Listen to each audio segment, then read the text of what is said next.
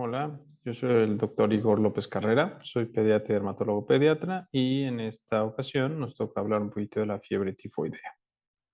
Entonces, la fiebre tifoidea es una enfermedad potencialmente mortal, por eso es muy importante que sí la tomemos en cuenta. Esta enfermedad es muchísimo más frecuente en países en vías de desarrollo, zonas donde tienen una mala higiene y es una enfermedad causada por la Salmonella typhi, que aquí, como pueden ver, es de la familia de los enterobacteriáceos. Es del género de la Salmonella y bueno, de esta variedad Typhi y es por eso el nombre de Salmonella Typhi.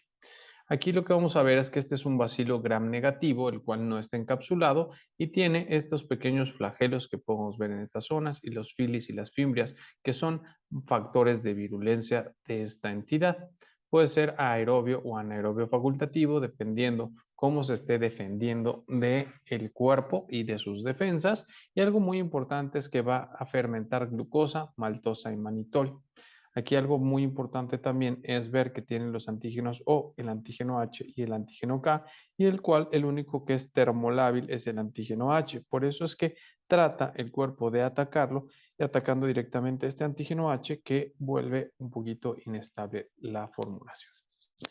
Los únicos portadores de estos son los humanos. Entonces, ¿esto qué quiere decir? Que de persona a persona es de la que nos vamos a contagiar o lo vamos a obtener de alguna otra persona. Entonces, como les decía, prevalece principalmente en países en vías de desarrollo y vean cómo en México tenemos muchísimos casos de todo en la vida. O sea, siempre vamos a tener casos de Salmonella typhi. La ventaja es que la gran mayoría de las fiebres paratifoideas o de las otras salmonelosis se mantiene estable y la gran mayoría no son mortales, pero todo depende también cómo se encuentra el estado inmunológico de cada uno de los pacientes. Puede haber brotes muy importantes, vean como lo hubo en 1998, pero en general se va manteniendo por la misma dinámica de contagios año por año. Entonces, el mecanismo de transmisión es directamente orofecal. Entonces, quiere decir que nosotros cuando estemos en contacto con alguna de las evacuaciones de un paciente que tiene esta enfermedad, es cuando la podemos obtener. Y esto puede ser muy frecuente también en comer comida de la calle, entonces hay que tener muchísimo cuidado. El ciclo corto es el ciclo ano-mano-boca, que es el que lo va a pasar directamente, y el ciclo largo es por contaminación con las aguas que se sirven en los alimentos. Entonces puede ser la cuestión directamente de un humano a un humano o por los diferentes tipos de contacto que se puedan tener entre ellos y una de las más comunes, pues lógicamente es la de la alimentación. Entonces, esta contaminación viene de los portadores, de la gente que maneja la preparación, estas personas que están preparando las comidas y que pues tienen contacto con sus mismas heces al momento de tener un rascado generalmente en la zona y bueno, y estar preparando los alimentos sin haber tenido la higiene adecuada. Entonces, se adquiere muchas veces por la ingestión de alimentos contaminados.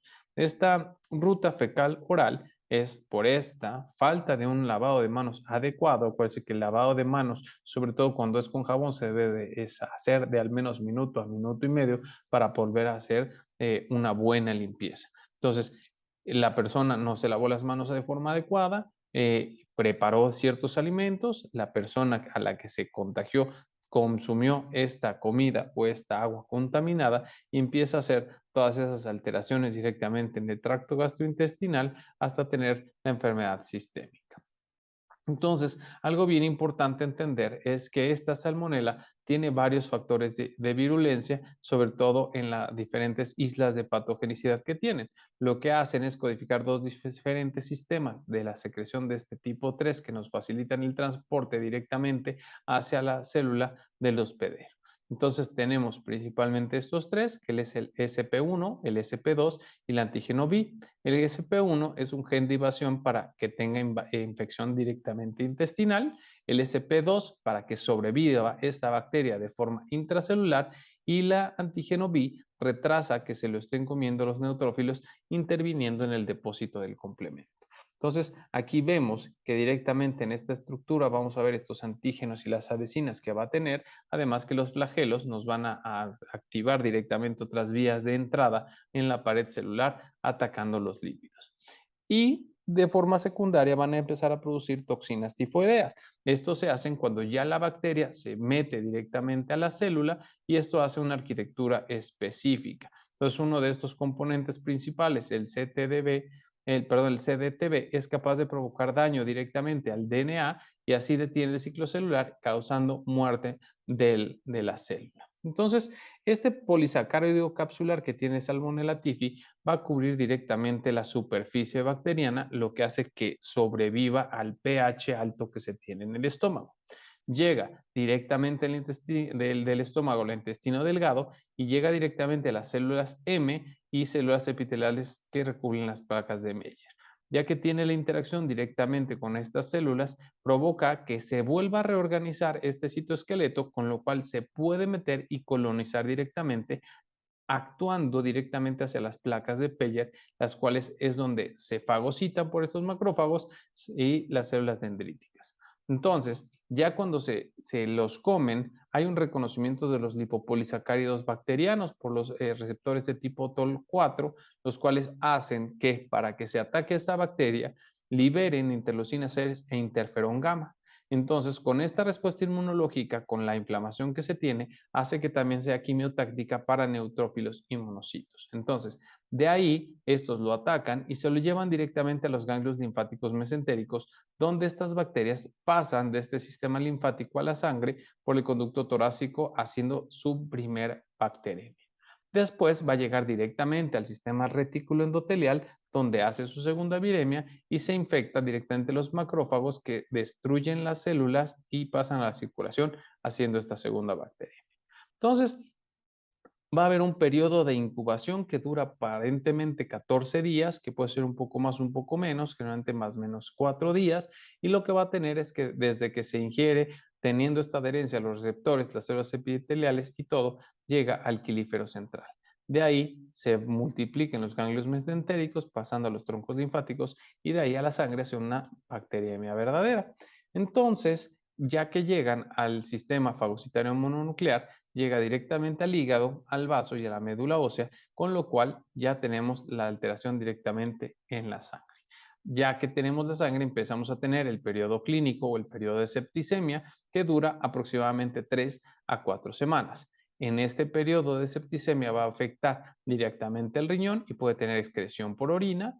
Vamos a tener alteraciones directas en la piel, que parece que tuviera roceola el paciente, médula ósea, que empieza a tener alteraciones directamente en todas las células de la sangre, en el vaso, que puede ser una hepatomegalia, en el hígado, perdón, el vaso esplenomegalia, en el hígado hepatomegalia, y puede afectar directamente la bilis con la vesícula biliar.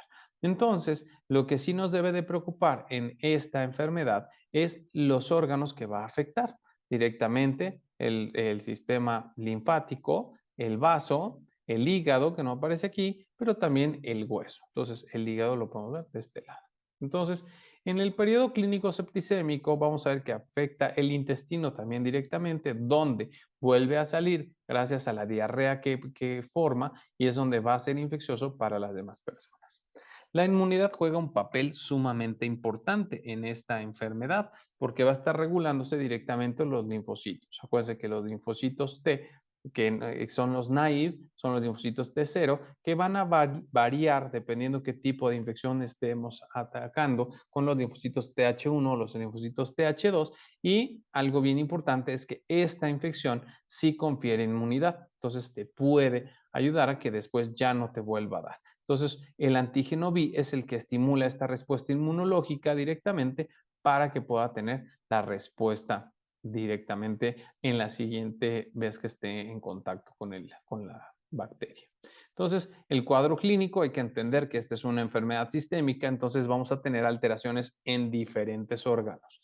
Por ejemplo, en esto que vamos a tener lo principal, que es el dolor abdominal, muchas veces la diarrea también. Vamos a tener fiebres, que son fiebres altas y prolongadas, que pueden dar entre 38 y 40 grados. Náuseas, puede presentar el paciente alteraciones en la cuestión hidroelectrolítica, llevándonos a bradicardias, y estos secundarios tanto a los vómitos y a las diarreas que tienen los pacientes. Se van a quejar de dolores de cabeza muy intensos, el paciente no quiere comer, puede llegar a tener posteriormente a estos episodios de diarrea, estreñimiento y sobre todo dolores musculares. Finalmente, también en algunos pacientes encontramos tos, este malestar general, y la roceola tifoidea, que la vamos a encontrar principalmente a nivel de tórax y del abdomen. Y podemos encontrar la hepatoesplenomegalia, que es cuando está haciendo la replicación en estos órganos. Entonces, la evolución de las lesiones intestinales es algo muy importante. En la semana 1, lo que vamos a tener es principalmente nada más una hiperplasia de las placas de Paget, escaras, úlceras en la tercera semana y finalmente dejando cicatrices, dejando alteraciones directamente en estas zonas. Y cuando nosotros vemos cómo están las características de esta enfermedad, por ejemplo, podemos ver que la fiebre se empieza a ver a partir de la segunda y terminando hacia la séptima semana. Los cultivos que nosotros debemos hacer en estos pacientes, dependiendo las semanas de evolución que tenga cada uno de estos pacientes, es cuando debemos de preguntarnos qué vamos a hacer con cada paciente. Si es un paciente que tiene una enfermedad relativamente temprana, lo vamos a hacer directamente en popó o directamente en sangre si ya está hacia la segunda semana. Y cuando se vuelve crónica, podemos encontrarlo mucho más frecuentemente en orina, pero es un poquito más difícil. Los anticuerpos los vamos a presentar a partir de la cuarta semana, ahí se mantienen con una cuestión vitalicia. Entonces, el diagnóstico se debe hacer principalmente por un hemocultivo, pero puedes hacer también un hemocultivo de médula ósea que va a ser positivo desde la primera semana. El urocultivo y el coprocultivo desde la segunda o la tercera semana. Y bueno, puedes hacer diferentes pruebas bioquímicas y serológicas para confirmar el diagnóstico. El diagnóstico por la infección por Salmonella typhi se puede utilizar con la aglutinación de Vidal. Entonces, algo bien importante, las reacciones febriles solamente son verdaderamente positivas si estamos buscando algo en específico. La verdad es que ya no se deben de mandar para ver si sale algo porque pues, tienen muchísimos falsos positivos.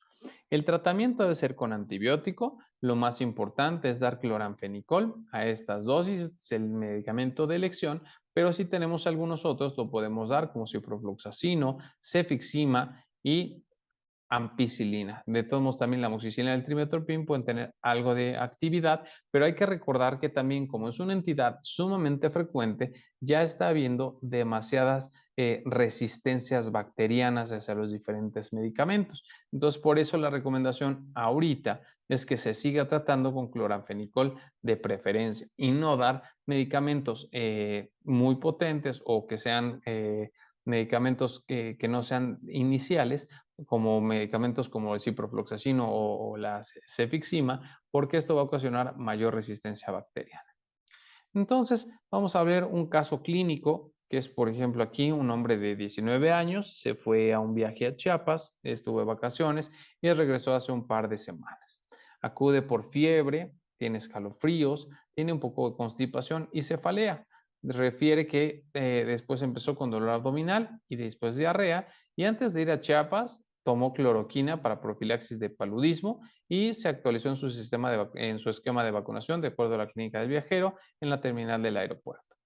A la exploración física, cuando tú lo ves, tiene una temperatura de 39 grados centígrados, una frecuencia cardíaca de 55 latidos por minuto, está bradicárdico, frecuencia respiratoria de 18 y tiene un pequeño dolor a la palpación en el abdomen. Llama la atención que presenta unas manchas de coloración rosada a nivel del tórax. ¿Cuál de las siguientes es la mejor técnica para establecer el diagnóstico? Una biometría hemática completa y química sanguínea, frotis buscando paludismo, recuerden que también en Chiapas es muy común tener paludismo, hemocultivos o coprocultivos. Entonces, un diagnóstico como tal no nos lo va a dar la biometría hemática completa ni la química sanguínea. Acuérdense que estas simplemente nos ayudan a saber en un esquema completo o en una revisión básica qué cosas puede pasar y cómo se encuentra el paciente en ese momento, pero no te da un diagnóstico. Entonces, desde el inicio quitamos esto. Paludismo, pues tenemos que pensar que puede ser esta, hemocultivo o coprocultivo, pero como lo hablamos, estamos pensando en una fiebre tifoidea, tenemos que pensar que lo que este paciente tiene es, tenemos que buscar, es un hemocultivo. Otra pregunta, paciente de 17 años de edad que radica en la Ciudad de México, es previamente sano, tiene hábitos higiénicos dietéticos deficientes, el paciente pues no come generalmente en casa, entonces pues en donde puede comer, generalmente en la calle, sin otros antecedentes de importancia para este padecimiento. Refiere desde hace 2 semanas que tiene fiebre hasta 40 grados, tiene un pulso paradójico, tiene cefalea, ataque del estado general, ves que tiene mialgias, tiene artralgias y a la palpación tú le encuentras hepatosplenomegalia. Le pides una biometría hemática en la cual encuentras 3.200 leucocitos, hay neutrofilia y trombocitopenia. Entonces aquí, ¿qué debemos de sospechar? Una brucelosis, una hepatitis, una colecistitis o una fiebre tifoidea. Aquí la verdad es que no te está diciendo que tienes alguna cuestión importante, pensar en vesícula biliar. Entonces, esta la descartamos. Tenemos que pensar también en una brucelosis, en una hepatitis que pudiera ser porque tiene hepatosplenomegalia, pero bueno, el pulso paradójico no te lo da generalmente la hepatitis, ni tampoco la cefalea, aunque bueno, los síntomas generales pueden ser. Entonces, se puede confundir entre una brucelosis y una tifoidea. Pero bueno, recuerden que la fiebre elevada, el pulso paradójico son manifestaciones de sistemas de infección y esta leucopenia con neutrofilia y trombocitopenia son más sugerentes de fiebre tifoidea. Cuando piensas en brucelosis, no tienes leucopenia, sino tienes leucocitosis. En esta enfermedad, cuando se hace presente el exantema maculopapular, se va a localizar principalmente en cara, cuello y tórax, tórax y abdomen, tórax y extremidades o extremidades inferiores. En la cara generalmente no lo vamos a ver, lo descartamos. Sabemos que sí está en el tórax, entonces tenemos todas estas dos, quitamos las extremidades inferiores y lo que sabemos es que no va a estar generalmente en extremidades, tórax y abdomen. Entonces el exantema maculopapular de la fiebre tifoidea va a ser tórax y abdomen, que va a ser generalmente en la segunda semana de evolución y se conoce también como una roceola tifoidea. Tercera pregunta del caso clínico. Si en este paciente la fiebre ha tenido ascensos de la fiebre durante el día y descensos durante las noches, tendríamos que hacer un diagnóstico diferencial con A, hepatitis, B, paludismo, C, tuberculosis, B, D, brucelosis. La hepatitis no te hace esos cambios, entonces aquí lo que tienes que pensar es en brucelosis. La tuberculosis generalmente también la presentas con una cuestión de fiebres, pero no son principalmente con ascensos y descensos durante el día. Y aquí presenta también hemoptisis generalmente los pacientes. Brucelosis, vamos a ver que en esto los acentos de fiebre forman un patrón de fiebre ondulante. Entonces la fiebre ondulante la vamos a ver en los pacientes con brucelosis. Y en la reacción de Vidal, usted espera encontrar en este momento el antígeno O positivo, 1 a mayor de 1 a 160, el antígeno H positivo de 1 a 160, antígeno B y H positivos mayor de 1 a 160 o los antígenos O, H, B positivos 1 a 160. Todos estos son parte de la reacción de Vidal que podemos encontrar en estos pacientes y aquí lo que nos va a servir más es el antígeno O el antígeno somático, sobre todo cuando los niveles están arriba de 1,160. Recuerden que si los niveles tienen 1,40, 1,80, no son relevantes para nada. Entonces, esto indica una infección aguda y activa, el antígeno O. El antígeno H o el antígeno flagelar, que es el segundo que veamos aquí, es indicativo directamente de regresión o que tiene memoria de esta infección. Y el antígeno B lo habla de un portador sano, entonces aquí tampoco es necesario. Habla también de vacunación reciente, pero no establece ninguna actividad. Entonces siempre, siempre, siempre pensar en positividad, el antígeno O. 5, la siguiente es una complicación de esta enfermedad. Espesamiento biliar, síndrome nefrótico, hiperpirexia o encefalomielitis. Entonces aquí la verdad es que no tiene que ver con la vía biliar, lo que sí tenemos que ver es que puede presentar hiperpirexias. Estos pacientes pueden tener alteraciones muy, muy, muy graves en la cuestión de fiebre. Entonces acuérdense que la hiperpirexia, al igual que la miocarditis, nos puede llevar daño a médula ósea, daño hepático y coagulación intravascular diseminada. Todas estas son complicaciones por la bacteremia que va a presentar el paciente y estas complicaciones a nivel de tubo digestivo que podemos encontrar también va a ser hemorragia o perforación intestinal. Y si persiste la salmonela, pues tenemos que sospechar también datos de endocarditis, artritis, osteomielitis o que sea un portador crónico y que tenga recaídas en nuestro paciente. El tratamiento de elección para esta enfermedad es ampicilina, Trimetoprim, sulfamethoxazol, cloranfenicol o ciprofloxacina. Como hablábamos, todos estos son medicamentos que se pueden dar, pero el de elección es el cloranfenicol. Entonces, aunque el tratamiento es este, se puede emplear todos los demás, pero sobre todo cefalosporinas cuando estamos pensando en cepas multiresistentes. Y eso es que el paciente no esté mejorando en las primeras 72 horas de estar dando el tratamiento con cloranfenicol.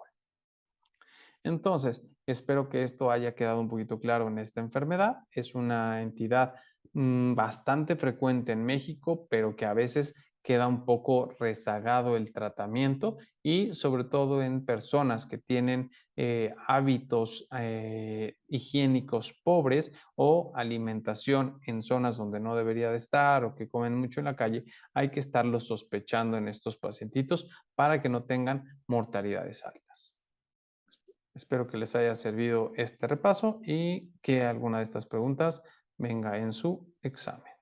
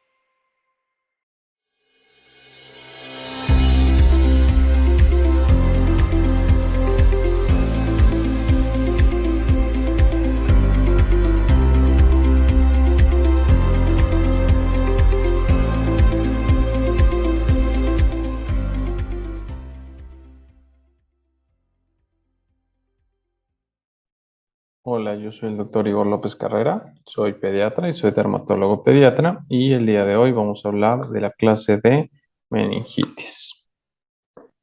Entonces, vamos a hablar de todos los aspectos, tanto fisiopatológicos, cuáles son las bacterias más frecuentes, la forma de hacer el diagnóstico y finalmente, pues, el tratamiento. Al final de la clase vamos a tener varias preguntas que pueden venir en su examen. Es bien importante que todas estas las sepan resolver de forma adecuada. Entonces, lo que ya sabemos es que la meningitis es este proceso inflamatorio a nivel del sistema nervioso central, la cual puede estar causado por diferentes tipos de infecciones. De las más frecuentes son bacterias. Estas dadas afectando directamente las leptomeninges, que son la dura madre y la aracnoides. La gran mayoría de estas van a ocurrir en la infancia y el detalle es que cuando no hacemos un diagnóstico adecuado, pues puede tener consecuencias fatales como la muerte del paciente o secuelas a largo plazo de todos estos pacientes.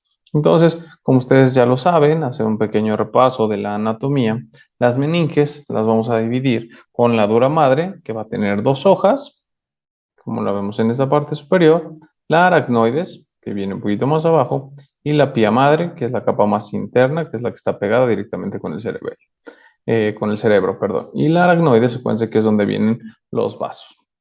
Entonces, antes de la introducción de las vacunas conjugadas, hemófilos influenza del tipo B era el que más daba este tipo de enfermedades, sobre todo en los menores de 5 años. Ahora ya no es así. Gracias a la vacunación, sobre todo en la pentavalente, hemos visto que ha disminuido de una forma bastante importante, que sea por esta causa, ¿no? Ahora en México lo tenemos es principalmente por meningococos o por neumococos, que cualquiera de estas dos también son enfermedades que se pueden evitar por vacunación, nada más que no están directamente, sobre todo el meningococo, no la da sector salud. Entonces es algo que tenemos que saber. Entonces, como decía aquí, el principal agente es el neumococo, seguido por el meningococo, y bueno, aquí la distribución ha ido cambiando, ¿no? El 95% de las meningitis bacterianas son producidas por estos dos que ya habíamos visto, meningococo y neumococo. Este estreptococo del grupo B continúa siendo la principal causa en neonatos. Acuérdense que en estos pacientitos, pues lógicamente no tienen las vacunas y por eso el estreptococo beta hemolítico del grupo B es el mayor causante.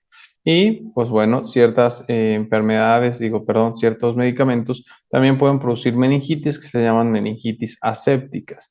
Entonces vean cómo los aislamientos que se han dado en pacientes portadores pueden ser de bacterias capsuladas o no capsuladas, mientras que los que se obtienen directamente de sangre y líquido cefalorraquídeo siempre van a ser los capsulados. Del meningococo tenemos 13 diferentes serotipos. Los más frecuentemente aislados son el A, B, C, W, Cito35, el Y y el Z. Y sobre todo en América tenemos principalmente los serogrupos B y C. El neumococo, como ustedes lo saben, es un diplococo gram positivo, es lanceolado, lo cual nos va a dar características específicas en el líquido cefalorraquídeo. Y bueno, el ser humano es el único reservorio de hemófilos influenza del neumococo y del meningococo. Entonces, la transmisión que vamos a tener de estas enfermedades es directamente de persona a persona. Entonces, tenemos que estar en contacto con las secreciones nasofaringeas de la persona que lo tiene infectado y es por eso que se recomienda que cuando tengamos bebés muy pequeñitos no estén en contacto con personas que presentan ya ahí alguna enfermedad. Ya sea que para ellos sea una simple gripa, no es lo mismo para un neonato o para un pacientito menor de 5 años, ¿no? Entonces, la inmunidad frente a todos estos agentes se puede obtener de forma pasiva, sobre todo por la vía transplacentaria, ya que tenga la mamá una infección directamente y si no, también una infección previa teniendo la inmunidad activa o por vacunación. Entonces, las formas de contraerlo son tres principales: la vía hematógena, la vía por contigüidad y la vía de inoculación directa. Esto es cómo se va a llegar directamente al cerebro esta enfermedad. Entonces, en la vía hematógena es este niño que típicamente nota datos de una gripilla y va a tener faringitis, bacteremia, y esta bacteremia va a llegar directamente hacia los plexos coroideos, ingresando directamente al líquido cefalorraquídeo y ahí afectando meninges, haciendo todo este cuadro.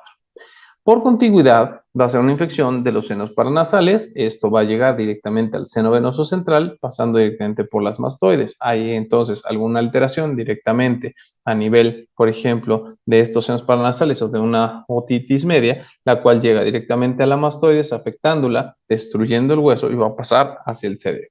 Y la inoculación directa, pues es que entre por alguna pérdida de contigüidad. Entonces, teniendo una fractura de cráneo, proyectil de bala, punción lumbar que no haya tenido la asepsia adecuada, entonces esto puede ser una causa de que esté presentando este problema el paciente.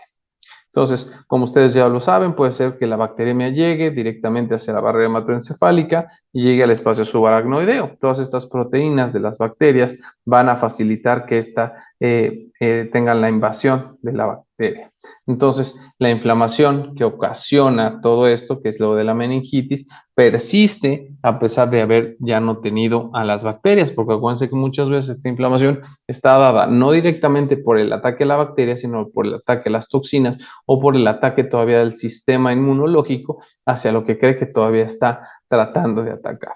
Entonces, se induce la producción de mediadores inflamatorios, interleucina 1, interleucina 6, factor activador de plaquetas, etcétera, y la consecuente granulocitosis y alteración de la barrera hematoencefálica nos lleva a liberar diferentes productos proteolíticos y radicales libres que pueden llevar a un ciclo vicioso en el cual tengamos inflamación.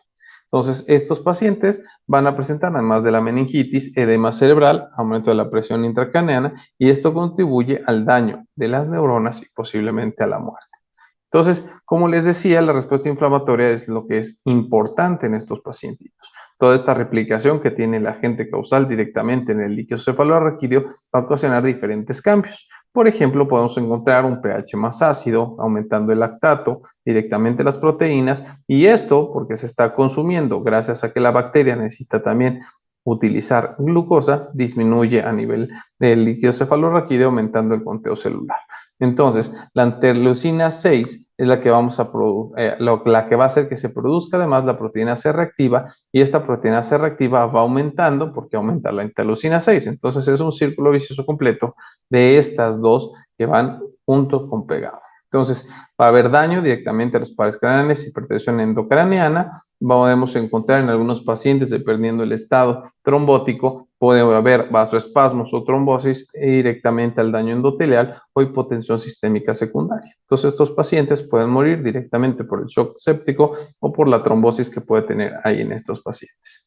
Cuando tenemos la infección de vía hematógena, vean cómo son los principales organismos que vamos a encontrar en estos pacientes. Si tenemos de los 0 a los 3 meses, estreptococo del grupo B, Escherichia coli y Listeria monocitógenes. De los 3 meses a los 3 años, Streptococcus pneumonia, Neisseria meningitidis e Haemophilus influenza. Y de los 3 a los 21 años, Streptococcus pneumonia y Neisseria meningitidis. Este cuadro es bien importante que ustedes se lo sepan porque seguramente va a venir alguna pregunta en su examen. Manifestaciones clínicas, el paciente lo que inicia es con un cuadro de fiebre y los signos de inflamación meningia. Acuérdense el Kernig, el Brunskiski, todas estas cuestiones que vamos a ver en los pacientes. Ahorita lo vamos a ver en otras imágenes. Los menores de 1 año van a presentar síntomas que pueden ser muy inespecíficos. El paciente lo único que puede tener es que no esté comiendo o que empiece con vómitos. Acuérdense que uno de estos vómitos pueden ser vómitos en proyectil que nos dan un pensamiento hacia la cuestión clínica en la cual lo que vamos a estar pensando es que hay un aumento de la presión intracraneana. Entonces, otras cosas que pueden presentar es alguno de estos, sobre todo en los pacientes muy pequeñitos. Recuerden que si tienen todas las fontanelas abiertas, vamos a tener abombamiento de las mismas, crisis convulsivas, irritabilidad sin otra causa aparente o el paciente está completamente letárgico. Entonces, los niños de 1 año de edad o un poquito más grandes, sobre todo los adultos, pueden tener otros síntomas como fotofobia, cefaleas y al menos de alguno de estos otros criterios específicos, que tengan alteración del estado de conciencia, crisis convulsivas, rigidez de la nuca, ambos signos provenientes de hiperactividad o letargia y vómitos en proyectil. En el caso de que el paciente además tenga meningococcemia, algo que tenemos que estar bien pendientes es el exantema cutáneo, que empieza de formas como máculas eritematosas y posteriormente van a presentar lesiones necróticas, finalmente petequias, equimosis, y estas se vuelven necróticas, que es lo que nos tiene que dar un punto importante. Entonces, los niños con virus del herpes simple, meningitis bacteriana, que puede ser por meningococcemia, presentan este aspecto séptico, el paciente se ve mal, los pacientes tienen hipertensión endocraniana, inflamación meningia, por lo cual puede haber una irritabilidad paradójica. Los recién nacidos tienen una clínica muy diferente y bueno, aquí viene importante que todo recién nacido séptico en el protocolo debe de tener una punción lumbar, sea por la causa que sea, porque no vamos a saber si está haciendo meningitis o no. Entonces, 20-25%, o sea, hasta un cuarto de todos los pacientes que sean recién nacidos que tengan sepsis pueden tener una meningitis bacteriana. Entonces, las manifestaciones clínicas de un paciente con meningitis pueden ser muy variadas. Puede estar simplemente con el malestar, crisis convulsivas, vómitos, estatus frontal alterado, vamos a encontrarlo irritable, anoréxico, rigidez de cuello, dolor de cabeza. Parece que estos tres son los más importantes: falla orgánica múltiple y muerte de los pacientes. Entonces, vean, por ejemplo, en este cuadro, síntomas de meningitis en los bebés: fiebres, rechazo al alimento, vómitos, llanto persistente, irritables, retracción de la nuca, mollera bombada o la somnolencia, letargo, manchas o moretones, por ejemplo, en la meningococcemia. Y los ya niños o adultos, pues el paciente está con vómitos, fiebre, dolores de cabeza, dolor de nuca, tienen fotofobia, somnolencia, dolor articular y convulsiones. Entonces, de los signos meningios clásicos, ese signo de Brunskiski, que acuérdense que cuando ustedes levantan la nuca del paciente, lo que va a hacer es que se contraen o se flexionan las piernas, y es un signo clásico de irritación meningia.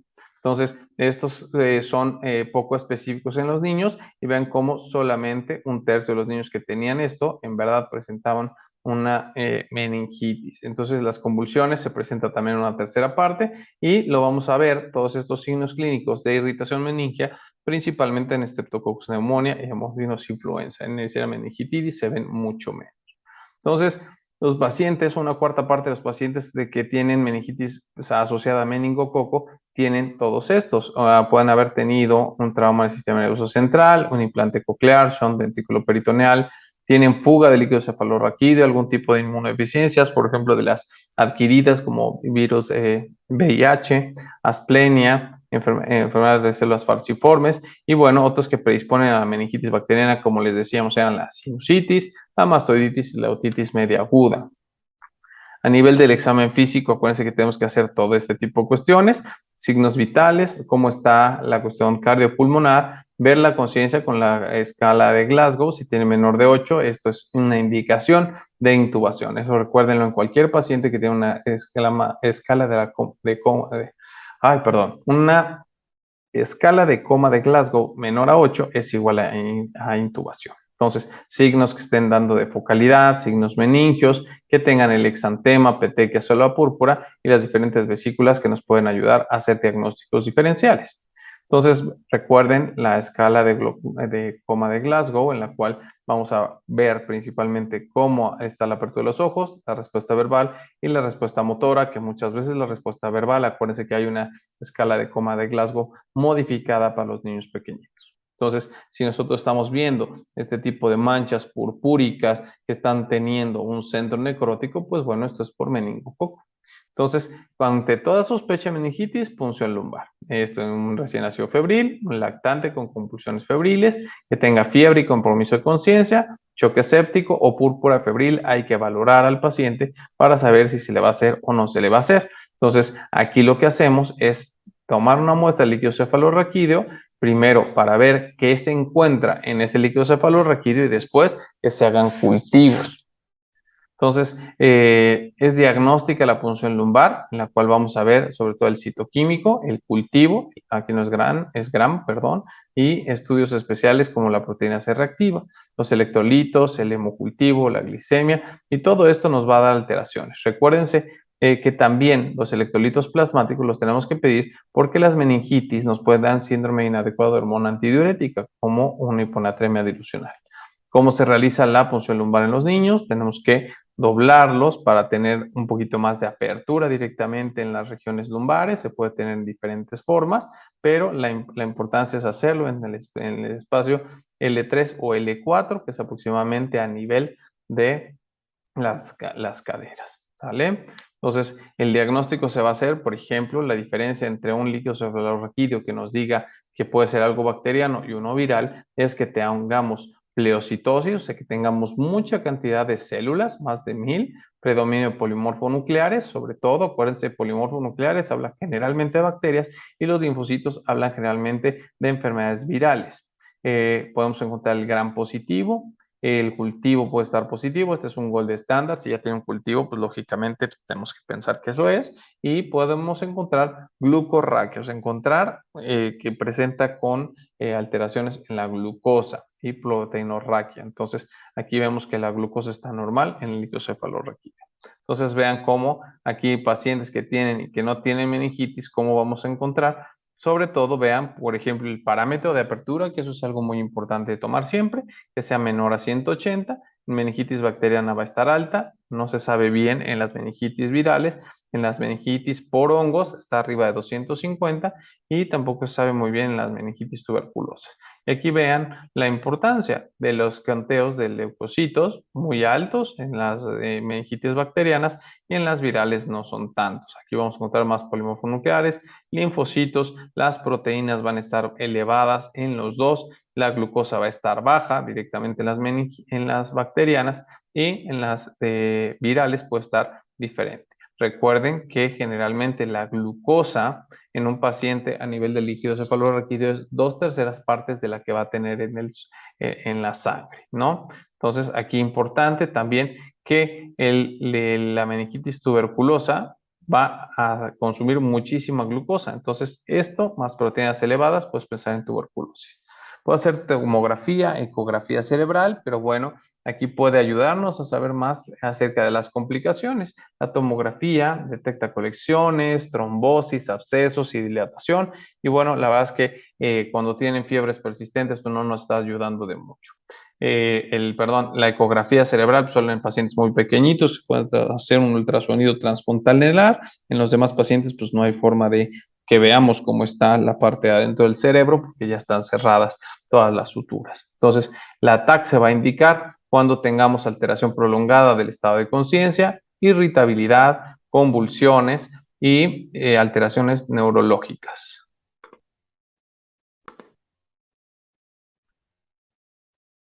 Por lo cual también podemos tener aumento del perímetro cefálico, el cultivo se puede mantener positivo, o sea, cuando el cultivo sigue positivo y cuando vemos meningitis recurrentes o encontramos recaídas en los pacientes. Entonces, aquí ya cuando esté contraindicada la punción lumbar es cuando tenemos un hemocultivo y alteraciones del sistema nervioso central, y con el cultivo negativo y hemocultivo positivo todas las formas de meningitis. Pacientes que se deben de ir a terapia pediátrica intensiva, terapia intensiva pediátrica, es cuando tenga una escala de coma de Glasgow menor a 8, esté chocado, compromiso respiratorio, que tenga focalidad neurológica y signos clínicos de hipertensión endocraniana.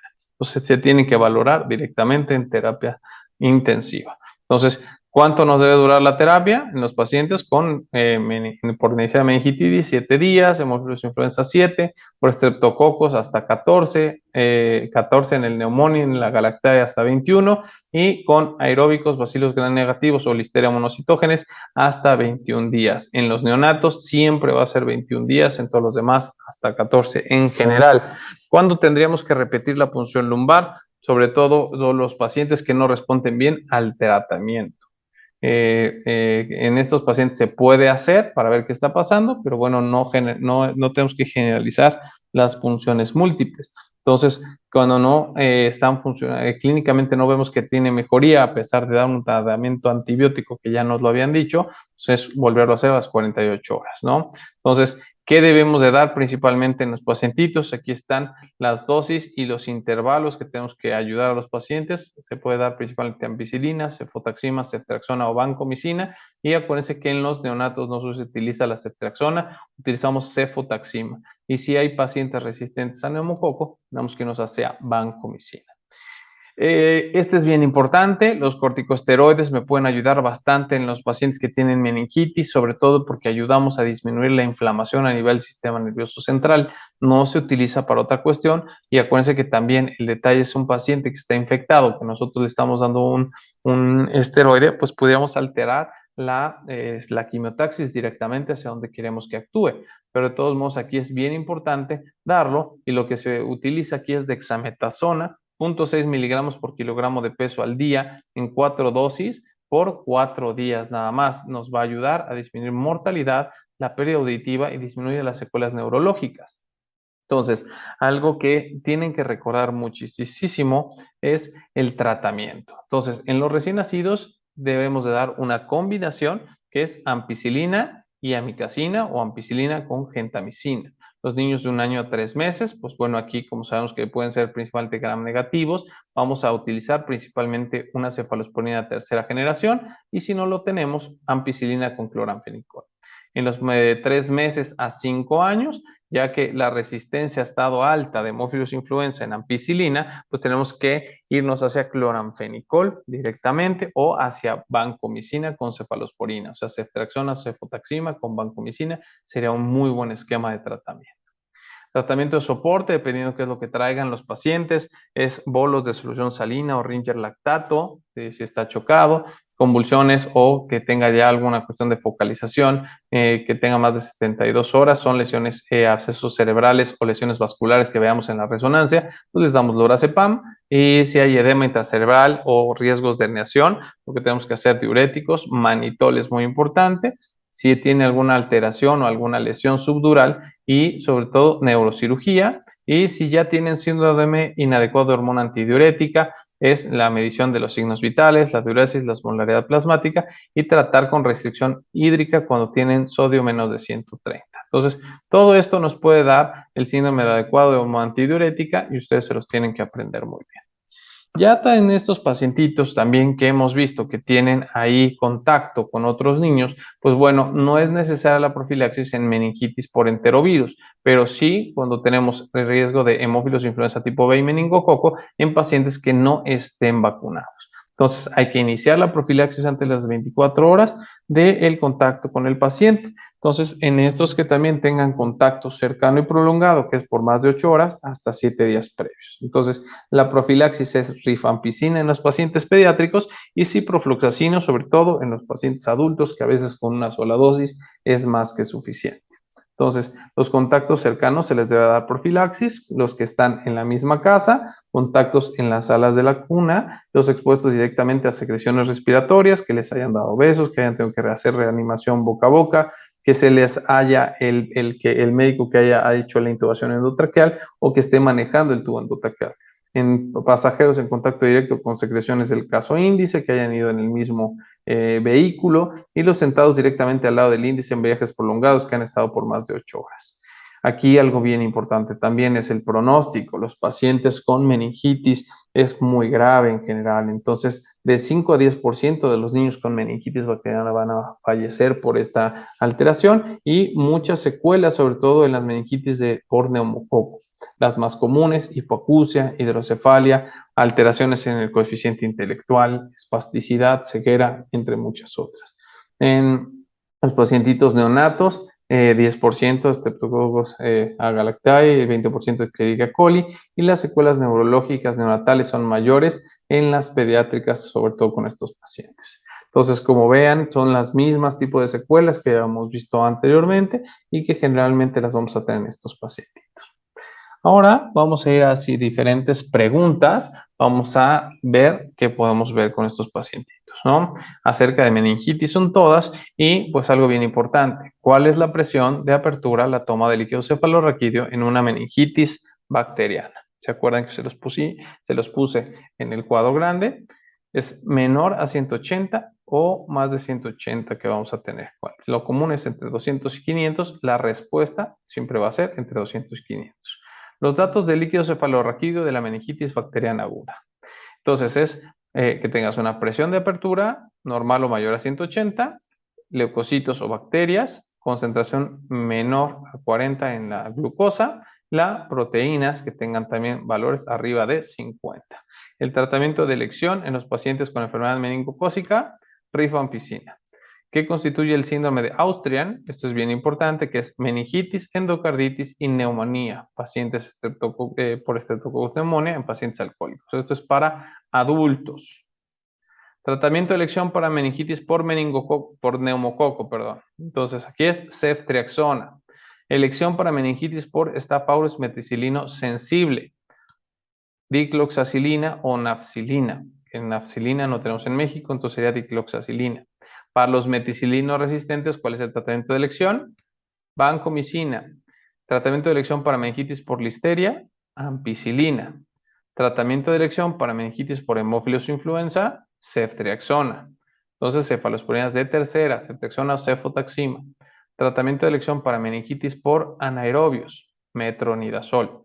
Tratamiento de elección en la meningitis criptococócica por criptococo, anfotericina B más 5-inflocitocina. Acuérdense, criptococo es un hongo.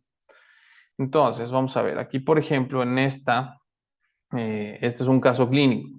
Dos estudiantes universitarios que viven en el mismo edificio estudiantil presentan meningitis por Neisseria meningitidis. ¿Qué medidas se debe tomar en los contactos de estos pacientes? A. Todos en el dormitorio deben tratarse con amoxicilina oral. B. Solo contactos cercanos con amoxicilina oral. C. Todos en el dormitorio rifampicina oral. D. Contacto cercano solamente rifampicina oral y todos en el dormitorio vacuna para meningococo. Aquí el tratamiento es rifampicina oral o ciprofloxacino. Recuerde que la rifampicina oral se da generalmente en los niños, pero si es la que tenemos está bien y en los adultos ciprofloxacino. ¿Cuál es la característica de la meningoencefalitis subaguda? Que es tener una meningoencefalitis por tuberculosis. Perdón, hubo un detalle en la grabación. Espero que ahorita podamos presentar todo lo demás. Entonces, ya tenemos aquí Escherichia coli en el trabajo de parto, Streptococcus grupo B, Agar lactae. Agente etiológico de meningitis en adultos.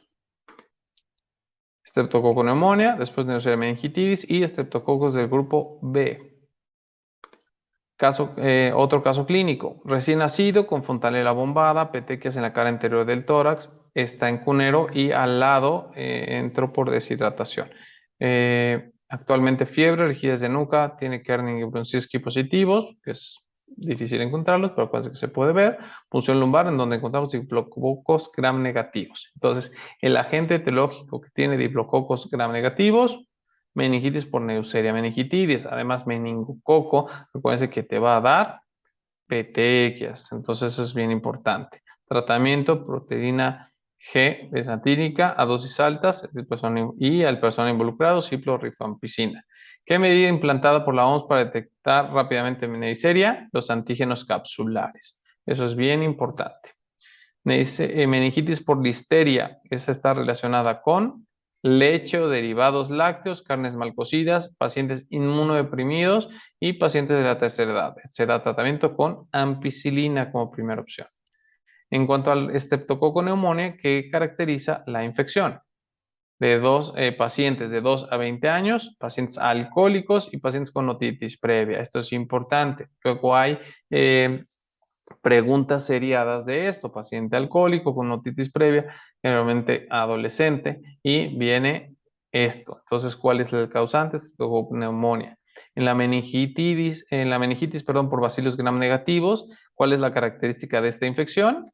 Pues diabéticos, cirróticos, alcohólicos con infección de vías urinarias, pacientes con cáncer o que estén inmunosuprimidos. Vamos a ver un bacilo gram positivo, entérico más importante también, y no entérico, hemófilos influenza.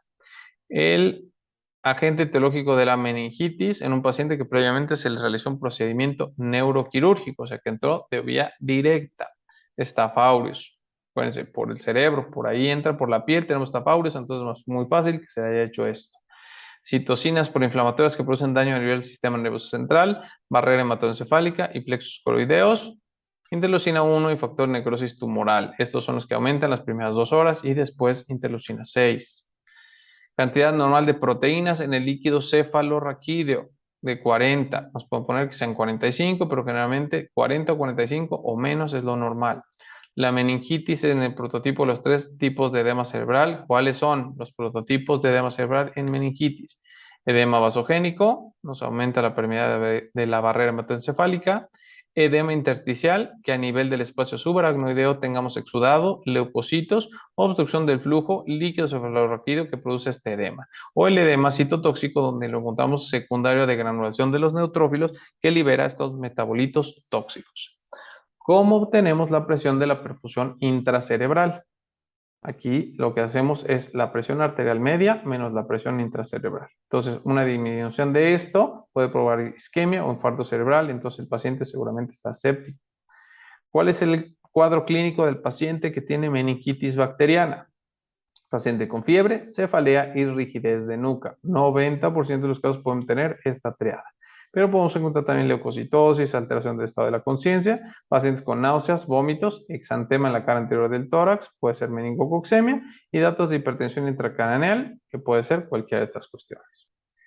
¿Cuál es el laboratorio del líquido cefalorraquídeo? En la punción lumbar debemos de tener la punción, acuérdense que lo normal es 180 minutos de agua, polimorfos nucleares menos de 5 polimorfos, la glucosa central entre 45 y 55, generalmente entre el 50 y los 2/3 de la que tiene a nivel sérico, proteínas 40, agua de roca y cloruros. Esto es lo normal, el laboratorio del líquido cefalorraquídeo normal. ¿En quién se le debe realizar el cultivo en tinta china cuando está sospechando en criptococo? Vamos a ver un caso clínico. Paciente con rigidez de nuca, con Brunskiski positivo, que tiene irritación, cefalea, fiebre. No tiene antecedente de traumatismo craneoencefálico, pero sí tiene el antecedente de nadar en un manantial por estarse lanzando clavados. Se hace una punción lumbar, se encuentra aspecto turbio, una presión de 200 milímetros de mercurio, la glucosa está en 20, glucosa baja, proteínas 85, proteínas altas, tinción de Gram negativa y el cultivo que tiene y el cultivo que se le realizó. Pero bueno, ¿qué tipo de meningitis tiene? Con esto que estamos sospechando. Glucosa baja, proteínas altas. Puede ser por micobacterias purulentas. Entonces aquí, sobre todo en pacientes que están en manantiales, tenemos que empezar en micobacterias. Agente etiológico puede ser Naegleria y bueno, estas son muy agresivas y el paciente seguramente va a fallecer. Lo que tenemos que dar tratamiento es anfotericina B. Y la meningitis viral, ¿cómo se va a ver el líquido cefalorraquídeo? Vamos a ver una apertura normal, de presión normal, celularidad normal, las proteínas pueden estar ligeramente aumentadas, igual puede verse aspecto de agua de roca, la glucosa es normal y los cloruros normales. Otro caso clínico, paciente que tiene fiebres muy altas, ingresa al servicio de urgencia con trastorno del estado de conciencia, 2 crisis convulsivas y él se dedica a cuidar caballos. Entonces esto es bien importante. Tiene un antecedente de haber enterrado a su caballo y después fue atacado por aves de rapiña. Entonces vemos que el líquido cefalorraquídeo tiene 100 de glucosa, líquido transparente, presión 185, con celularidad principalmente en linfocitos y cloruros normales. Entonces su impresión diagnóstica va a ser viral. Entonces meningoencefalitis viral equina venezolana puede ser esta una de las respuestas, pero lo van a encontrar viral. ¿Por qué? Porque la glucosa está alta, el líquido está normal, la presión está casi normal y hay linfocitos. Linfocitos es igual a viral. Otro caso clínico, una niña indígena que procede de área rural, llega al servicio de urgencias con 3 semanas de evolución, fiebre persistente, vómitos, trastorno del estado de conciencia. Cuando la revisas, tiene papiledema ligero, afectación del tercer, cuarto y sexto par craneal con rigidez de nuca. Tiene el líquido cefalorraquídeo, se ve jantocrómico con 220 mililitros de agua en la presión, glucosa de 30, baja la glucosa, proteínas altas, celularidad por linfocitos y cloruros. Aquí es importante los cloruros. Entonces, meningitis tuberculosa. Tratamiento de la meningitis en recién nacidos, ampicilina, cefotaxima. Cefotaxima, pero acuérdense que también tenemos que dejarle un aminoglucósido. Tratamiento de meningitis en los niños de 1 a 3 meses. Ampi, cefota o ceftriaxona. Y puedes valorar dexametasona. Tratamiento de meningitis en pacientes de 3 meses y menores de 50 años. Cefotaxima y vancomicina o ceftriaxona con vancomicina para cubrir tanto cocos gram positivos y bacilos gram negativos. Tratamiento de la meningitis en un paciente de más de 50 años con antecedente de alcoholismo o con diabetes mellitus. AMPI, banco y cefalosporina, sobre todo de tercera generación. Paciente neutropénico, paciente con meningitis que tenga un traumatismo craneoencefálico, que le hicieron un procedimiento neuroquirúrgico, ¿qué tratamiento se le daría? Neutropénico, es importante esto que se les pone. Entonces, cubrir gram negativos. Debes dar gram positivos, gram negativos. Entonces, también debes de dar ceftazidil o una cefalosporina y vancomicina. Paciente que en el cultivo tiene un meningococo, tratamiento, penicilina y ceftriaxona o cefotaxima si ya es resistente y puedes darle vancomicina si el paciente es alérgico. Paciente que se le hizo punción lumbar y se obtuvo en el líquido cefalorraquídeo un cultivo gram negativo, perdón, aquí yo me pasé, es pseudomonas aeruginosas, ceftazidima, si tienes Klebsiella o E. coli, cefotaxima o ceftriaxona. Y para listeria, acuérdense que se da ampicilina, para hemófilos influenza, ceftriaxona o cefotaxima, y para neurobios tenemos que dar principalmente metronidazol. Bueno, entonces espero que este resumen y que vuelvan a repetir esta parte de las preguntas que pueden ser muy importantes en su examen, pues les sirva para que continuemos con las demás clases. Espero que les sirva este pequeño repaso y que les vaya muy bien en su examen.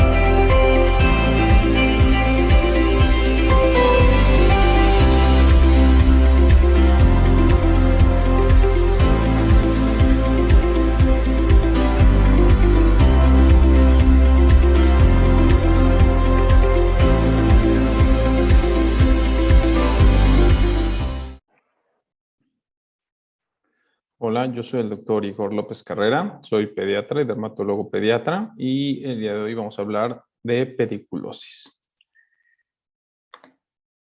Bueno, en esta clase lo que vamos a revisar principalmente son los conceptos básicos, la definición, los factores de riesgo, las asociaciones que puede tener esta enfermedad, cómo vamos a tratar de prevenirlo, cuál es su cuadro clínico, su exploración física, su tratamiento y algunas preguntas al final que pudieran estar asociadas en sus exámenes. Entonces, bueno, ¿qué es la pediculosis? Es una ectoparasitosis que está causada por pedículos o pítirus humanos, el cual podemos tener la variante capitis, el pítirus que vamos a ver también, o la pediculosis vestimenti.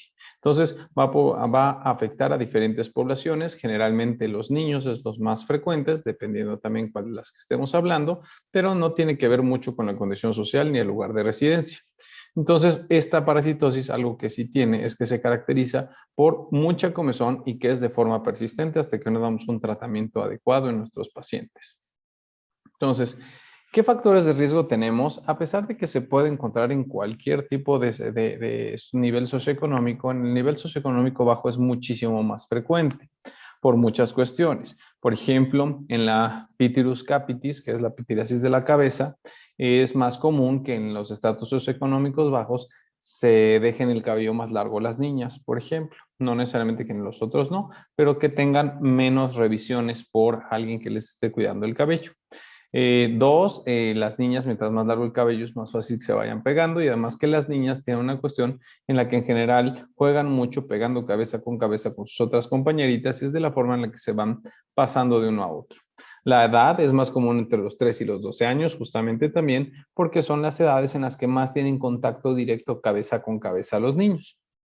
La mala higiene va a hacer que pues estos crezcan mucho más fácil. La promiscuidad va a ocasionar, por ejemplo, que tengamos mayor transmisión, enfermedades de transmisión sexual, por ejemplo, también como el pitirus pubis, o sea, no necesariamente el de la cabeza, pero sí estamos hablando de otro tipo de pediculosis.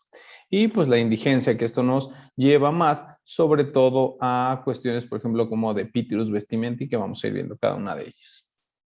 Entonces, va a haber 3 microorganismos principales los cuales van a ocasionar todas estas enfermedades de la pediculosis. Está el Pitirus pubis, el Pediculus humanus capitis o el Pediculus humanus vestimenti. Cada una de estas tiene características especiales. El Pitirus pubis es más una enfermedad que se va a encontrar por infección de transmisión sexual. Entonces, si lo vemos en las regiones, por ejemplo, inguinales, en la región prepúbica y todo eso, tenemos que sospechar que es más un pitirus pubis. Además, aquí va a ser un poquito diferente. Si nosotros vemos, este es el pitirus pubis, el cual se ve como uno más gordito. Los que son el pediculus humanos o el pediculus capitis o vestimenti van a ser como un poquito más alargados. Estos se ven más con estas tenazas como de cangrejo, el pitirus pubis. El pitirus pubis no es específico de la zona genital. El pitirus pubis también se puede encontrar, por ejemplo, en las cejas, en las pestañas, en la barba y el bigote, dependiendo del tipo de contacto sexual que puedan tener los pacientes. En los niños, cuando encontramos el pitirus pubis directamente cada uno de ellos, es difícil que lo vayamos a encontrar en la zona genital porque ahí no tenemos pelo. Entonces tiene que haber una zona que tenga pelo para que se vaya pegando este pitirus. Entonces, las otras típicas, que es el Pediculus humanus capitis, es el que más vamos a encontrar, es el más frecuente que van a ver en la consulta y es el que puede hacer que tengan brotes en escuelas y que tengan muchos problemas los papás, ¿no? De que no se les quita, se lo van pasando, ya que le dieron tratamiento, se volvió a reinfectar. Estos son los más comunes que van a ver. Cuando ustedes tengan la sospecha de que estos pacientitos sean los que están rasque todo el tiempo y piensen que puede tener pediculosis de la cabeza, pues lo que tienen que hacer es revisar principalmente las zonas donde menos da la luz. Entonces la región retroauricular y la región occipital son las zonas muy comunes, que es donde vamos a poder visualizar si está este. Y el Pediculus humanus vestimenti, que también tiene una característica muy especial. Todos los demás, Pitirus pubis y Pitirus capitis, más o menos, si salen de esta zona donde están, van a vivir entre 48 horas y 4 días máximo. El Pitirus vestimenti, dependiendo, puede durar hasta 30 días. Entonces, este es muy, muy, muy complicado de estar tratando. Y lo que vamos a encontrar es principalmente en la ropa o en pelos que se encuentran a nivel, por ejemplo, de pecho, espalda, piernas, etcétera. Entonces, la característica que van a hacer es que estos lo que hacen es succionar sangre. Con su saliva va a hacer la mordida. En la mordida tienen como una cuestión anestésica, a la cual por eso es que no se siente la mordida. Van a estar inyectando, van a succionar la sangre y a su momento también van a estar evacuando. Entonces, ahí es donde se pueden pasar diferentes enfermedades. Sobreviven sin alimento hasta cerca de 3 días. La gran mayoría, como les decía, el que puede vivir mucho más tiempo es el Pityrus vestimenti. Se mueven a una velocidad de 23 centímetros por minuto y entonces es algo bien importante que se entienda que estos algo que hacen es caminar, no vuelan. Entonces no saltan, no vuelan, caminan muy rápido. Entonces pueden poner hasta 150 huevos durante su ciclo y es bien importante entonces que sea contacto directo con las lesiones. O puede ser contacto directo muchas veces también con ropa, con peines o con cosas que se tengan contacto directo las personas. Entonces, aquí hay una cosa bien importante. No todos te van a dar una enfermedad concomitante o no todos son vectores de otras enfermedades. El Pityrus vestimenti es el que más te puede dar este tipo de cuestiones y aquí es un vector, por ejemplo, como del tifo epidémico, porque te puede pasar Rickettsia prowazekii, de fiebre de las trincheras, porque te pasa Bartonella quintana, o de fiebres recurrentes, porque te pasa borrelias recurrentes. Entonces, ¿cómo prevenirlo? Primero, no compartir objetos personales, eso es muy importante. Nada de ropa, nada de peines, nada de gorras, etcétera, etcétera. Los pacientes infestados se deben de tratar de inmediato para minimizar esta propagación de los bichitos. Entonces, una vez que empiezan con el problemita, hay que irse a revisar. Es muy común que lleguen a la consulta y que digan, es que ya lo hemos revisado y no tiene nada, pero solamente se está rascando mucho. Y literal, hasta las abuelitas lo saben. Van a decir, se está rascando como si tuviera piojos. Entonces, a veces sí tienen piojos cuando están rascando tanto la cabeza. Hay que hacer una revisión metódica de todas las personas que estuvieron en contacto con el paciente. Todos en la familia se tienen que revisar. Si llega un paciente y le diagnosticaste pediculosis de la cabeza, hay que fijarse que estén revisados todos los que viven en esa casa. Muchísimas de las veces con las que yo me encuentro con esta Pityrus capitis, me encuentro que la gran mayoría de los familiares, por ejemplo, la mamá, el papá o los hermanos, son los que ya tienen esta enfermedad. Hay que estar haciendo peinados diarios con peine fino. Este es un peine que se llama peine escarmenador. Es un peine que tiene los peinecitos demasiado pegados y eso ayuda a que lo vayamos quitando. Formas importantes que ya que lo tengan, es que se lave el cabello, esté húmedo y vayan pasando el peine así. Se puede utilizar también vaselina, se puede utilizar también un poquito de vinagre, que eso ayuda también a remover mucho más fácil todo esto. Entonces, algo bien importante es la orientación a los padres de familia, maestros o cuidadores sobre esta enfermedad, cómo se transmite, cómo se detecta y cómo prevenirlo. Entonces, cuando ya tienen esto los pacientes, pues lógicamente es prurito constante de predominio nocturno, van a haber excoriaciones de la piel cabelluda, el paciente se va a estar rascando, donde tenga todas estas lesiones se va a estar lastimando y va a tener una impetigización secundaria. Acuérdense que toda cuestión en piel que nos estemos rascando, que persista un buen rato, puede tener impetigización secundaria. Acuérdense que el impétigo es la infección por estafilococo o estreptococo que vamos a tener a nivel de la piel. Vamos a encontrar adenopatías cervicales, sobre todo si tenemos Pityrus capitis. Si tenemos otro tipo de Pityrus, puede ser que sean en otros lados. Puede haber conjuntivitis por la comezón que va a dar, la lesión que da directamente. En algunas ocasiones fiebre o malestar general, sobre todo si ya se contagiaron con alguna otra cosa o es alguno de estos que hablábamos de enfermedad por vectores. Las pediculides son reacciones a veces no tan a distancia, son reacciones secundarias al mismo proceso inflamatorio que nos está dando este animalito. Entonces, puede ser que hasta 1 de cada 5 pacientes tenga pediculides. Entonces, lo que vamos a ver es que el piojo lo que va a hacer es morder, esa saliva va a ocasionar una reacción inmunológica inflamatoria a nivel del cuerpo. Generalmente la vamos a encontrar a nivel del cuello o a nivel de la nuca. o en la parte superior de la espalda. Entonces vamos a ver estas pápulas de 2 a 3 milímetros que una vez que diste el tratamiento se les van a quitar, pero que cuando se reinfestan aparecen de inmediato.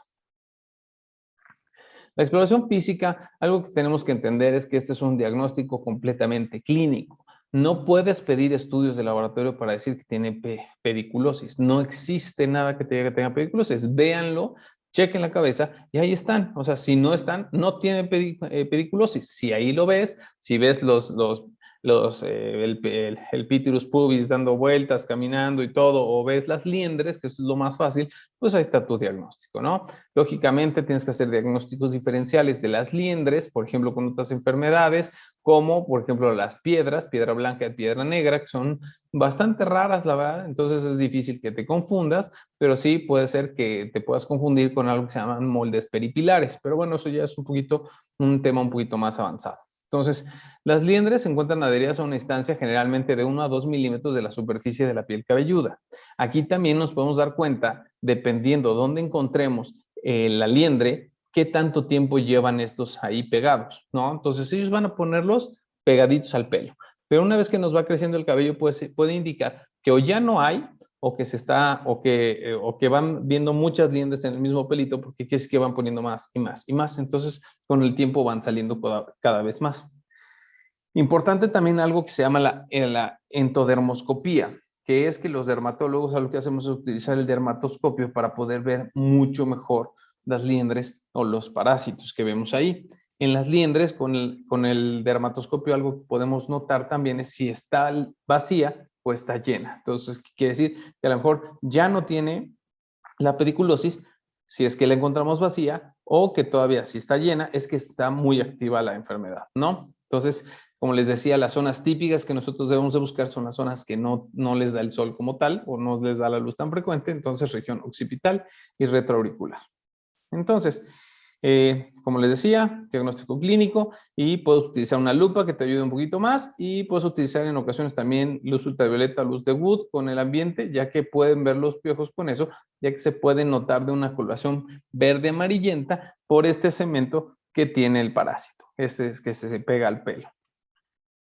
Entonces, el tratamiento tópico de primera línea es la permetrina tópica, pero al 1%. La verdad es que al 5% no se recomienda tanto por los efectos secundarios que puede dar, náuseas, vómitos, malestar general. Benzoato bencilo puede tener combinación con la permetrina para tener todavía una mejor acción pediculicida y nos va a ayudar. También tenemos las fenotrinas, el lindano, que ya cada vez está quedando más en desuso, y bueno, hay otras sustancias que nos pueden ayudar, que es como el uso de ácido piroleñoso o alcohol de madera, facilita la eliminación de los piojos y el desprendimiento de las mismas, o el vinagre diluido como un extra, simplemente para deslindar al paciente.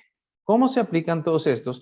Es de forma tópica, son de contacto nada más. Se dejan ahí generalmente entre la gran mayoría de los tratamientos entre 10 y 15 minutos y se debe de limpiar. Posterior a eso, hacer la remoción manual de las liendres. Entonces, ¿cuál es el tratamiento de elección para la pediculosis de la cabeza? O de cualquier tipo de pediculosis. La verdad es que sí, la respuesta sería la misma. Entonces, podemos utilizar permetrina tópica al 1%, benzoato de bencilo en loción al 25%, fenotrina al 0.1% o lindano al 1% tópico. Como les decía en la diapositiva anterior, pues es la permetrina tópica. Entonces, en las guías de práctica clínica, vean cómo se los dice, que la permetrina al 1% en loción o crema es el tratamiento de elección para la pediculus capitis, debido a la eficacia y ausencia de toxicidad, o que la verdad es que la toxicidad es muy baja. Aunque ya puede ser que en pacientes que hayan tenido tratamientos previos ya no les esté funcionando porque puede tener una pérdida o una taquifilaxia en la cual llegue a ser hasta del 40%. Entonces, la permetrina al 1 y al 5% actúan directamente como una neurotoxina, bloqueando los canales de sodio y lo que hace es que tiene parálisis del sistema nervioso y musculoesquelético del piojo y evita que respire y por eso es que se muere. Cuando los pacientes no pueden aplicarse alguno de estos medicamentos, ya sea por alguna reacción importante o alguna cosa que nosotros no podamos ver de forma adecuada, pues probablemente tengamos que irnos a tratamientos más agresivos. Y estos tratamientos más agresivos son tratamientos tomados. De los dos que se pueden utilizar principalmente sería la ivermectina, en la cual se utiliza 200 microgramos por kilogramo de peso en el día 0 y de preferencia se debe repetir en el día 10 o entre el día 7 y el día 10. Entonces, la ivermectina lo que hace es directamente que cuando la consume el parásito, al momento de tomar la sangre del paciente, hace como agonista del GABA y causa parálisis del intestino del parásito, por lo cual ya no puede comer y se muere. El trimethoprim sulfametoxazol se debe dar 80 miligramos de trimethoprim y 400 de sulfametoxazol. El efecto es directamente por el trimethoprim cada 12 horas por 3 días y se dan igual 2 ciclos con 7 a 10 días de diferencia. Este efecto depende porque aquí lo que hace es directamente matar al intestino también, a los parásitos del intestino y los mata, no los deja comer igual. En otras cuestiones, por ejemplo, tratamientos no farmacológicos, pues bueno, la ropa de cama, la de vestir, algo que se recomienda, como todas las cuestiones que van pegadas al pelo o hacia al cuerpo, es que se laven entre 50 y 60 grados centígrados. Esto que se mantenga al menos por 30 minutos y cualquier cosa importante también es que planchen todas las juntas de la ropa y de las camas para poder matar a los que se van quedando ahí adentro y que no les llega tanto calor y no pudieron ser muertos por esto. Otra cosa que se puede utilizar es que la ropa que no vamos a estar utilizando, y sobre todo en los pacientes que tuvieron Pityrius capidis o Pityrius pubis, se guarde por menos 5 días y al menos 5, pero hasta 2 semanas para que se muera. En las Pityrius vestimenti, como digo, puede ser un poquito más, pero una de las recomendaciones muchas veces en la Pityrius vestimenti es que se tire la ropa. Entonces vean cómo las recomendaciones, los sombreros, peines, auriculares se deben de limpiar con alcohol isopropílico o guardarlos en una bolsa de plástico sellada por al menos 2 semanas para irrumpir el ciclo biológico del piojo. Entonces, vamos a hablar ahora de un caso clínico. Niña de 6 años que es traída por su madre debido a que en la escuela ha habido brote de piojos. Se encuentra muy preocupada porque no quiere que la niña lo tenga. La niña está asintomática, la exploración física, tú encuentras una liendre en la región occipital derecha y pues, ¿cuál es la mejor actitud terapéutica? 1, tranquilizar a la madre, explicar que debido a que no hubo más de una liendre y sin visualización del parásito, solo amerita observación. 2, prescribir permetrina al 1% y medidas no farmacológicas. O 3, prescribir ivermectina en 2 dosis y medidas no farmacológicas. ¿Cuál es la respuesta que ustedes tendrían? Como ya te encontramos una liendre, ya tiene ahí el parásito. Entonces, ni modo, hay que darle tratamiento completo porque si no esto se va a volver un problema. Entonces, se prescribe permetrina al 1% y medidas no farmacológicas. ¿Cuál de las siguientes opciones no es una complicación psicosocial presente en un paciente con pediculosis? Insomnio, disminución de la capacidad del aprendizaje, ansiedad y miedo al rechazo social o ansiedad social. Entonces, estos pacientes pueden tener muchas alteraciones también secundarias a esta cuestión. Entonces, ¿puede dar insomnio? Sí, claro, muchas de estas, porque el prurito es muy intenso. Disminución de la capacidad del aprendizaje en forma secundaria porque no están poniendo atención por estarse rascando la cabeza. Pueden tener ansiedad y miedo asociado al rechazo de los compañeros y maestros, por eso es el rechazo social, pero no ansiedad social. Esa la verdad es que no es una respuesta correcta, aunque se parece a la otra, ahí hay que saber distinguir cada una de ellas. Entonces, diagnósticos diferenciales pueden ser muchos. Por ejemplo, en la región de los ojos puede haber una blefaritis, que te estés confundiendo, dermatitis seborreica. En la cuestión del pelo, como ya les decía, este tipo de enfermedades que se llaman las piedras, la tricorexis nodosa, la psoriasis, porque se rascan mucho también estos pacientes, la escabiasis, que no es lo común tenerla, por ejemplo, a nivel de piel cabelluda, pero sí se puede confundir la escabiasis con la Pityrius vestimenti, la foliculitis también y excoriaciones neuróticas. Entonces, el primer diagnóstico diferencial de la Pediculus capitis es con escabiasis. O sea, son estas dos entidades las que debemos de descartar cuando un paciente tiene mucha comezón, sobre todo de predominio nocturno. Entonces, aquí, bueno, el prurito es generalizado, las lesiones son características y bueno, aquí acuérdense que en la escabiasis lo que vamos a tener es afección directamente en los pacientitos ya un poquito más grandes, arriba de 5 o 6 años, afección en las líneas de hebra, que son líneas imaginarias entre los hombros y las rodillas. Ahí es donde van a tener todas las lesiones. Niños más pequeños pueden pasar en todo el cuerpo sin ningún problema. Entonces, otro caso clínico, niño de 4 años, extraído por su padre por múltiples lesiones cutáneas muy pruriginosas que han aparecido desde hace 3 días. La exploración física, lo que ven es una dermatosis diseminada a todos los segmentos corporales, respetando palmas, plantas, pero sí te afecta espacios interdigitales. Aquí lo que encuentras son surcos y pápulas eritematosas con costras hemáticas. ¿Cuál es tu diagnóstico más probable? Prurigo por insecto, pediculosis, dermatitis por contacto o escabiasis. Entonces, si vemos que aquí te refiere muy pruriginosa, el prurigo por insecto sí da comezón, pero no es así como muy exagerado. La dermatitis por contacto, dependiendo de dónde esté, te puede dar muchas molestias, pero en general no va a ser diseminada. Una dermatitis por contacto va a ser bastante más localizada. Entonces, quedamos que puede ser una pediculosis o puede ser escabiasis. Está hablando que las lesiones principales están interdigitales y hay surcos y pápulas eritematosas. Los surcos son típicos de la escabiasis. Entonces, esto es lo que pueden estar viendo. Hay que recordar que esto es una entidad bastante frecuente y que el diagnóstico entonces es principalmente clínico. Nosotros no podemos hacer, no debemos de pedir ningún tipo de estudio si no revisamos bien a nuestro paciente. Entonces, la pediculosis es muy común. Ustedes la van a ver en cualquier lado, ya sea que estén en un centro de salud o ya sea que estén en un hospital privado, van a encontrar pediculosis. Entonces, tienen que saber diagnosticarla de forma adecuada y sobre todo dar un buen tratamiento y ver que las complicaciones que pueden llegar a tener los pacientes son bastante intensas y pues cualquier cosa, espero que este repaso haya servido bastante para ustedes y que les vaya muy bien en las preguntas de su examen.